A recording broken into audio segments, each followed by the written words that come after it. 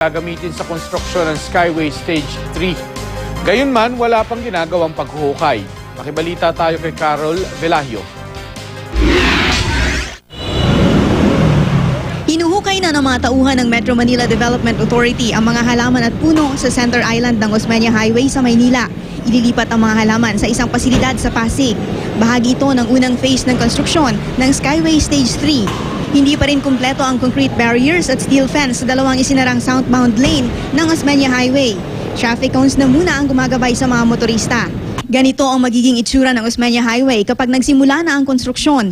Magiging tig-3 lanes na lang ang madadaanan sa magkabilang direksyon. Kaya ang ganito kabigat na daloy ng trapiko sa EDSA kagabi, pangkaraniwan pa raw sabi ng MMDA. Asahan na raw na lalo pa itong bibigat kapag sinimula na ang ikangay full blast ng construction sa Abril. Masasagasaan ng pagtatayo nito ang ilang pangunahing kalsada sa Metro Manila kung saan dumadaan ang mahigit 400,000 sasakyan araw-araw. Problema rin ang mga sasakyang nakaparada sa gilid ng highway, maging ang mga sinampay ng mga nakatira sa gilid ng kalsada.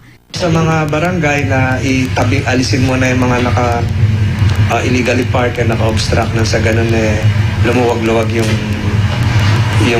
construction site. Ang construction sa Osmeña Highway ay una pa lang sa 4 na bahagi ng Skyway 3 project na target matapos sa 2017. Ang mga motorista at commuter, kanya-kanyang diskarte na kung paano makakaiwas sa traffic. Pagbukas pa lang ng LRT Monumento Station sa Caloocan kaninang umaga, takbuhan na ang mga pasahero. Mas pinili pa raw ng ilan na mag-commute na lang kaysa dumagdag pa sa mga bumibiyaheng sasakyan. Ang mga driver naman ng mga pampublikong sasakyan, ngayon pa lang napapakamot na ng ulo. Hindi naman po natin kung gusto na ayusin po yan.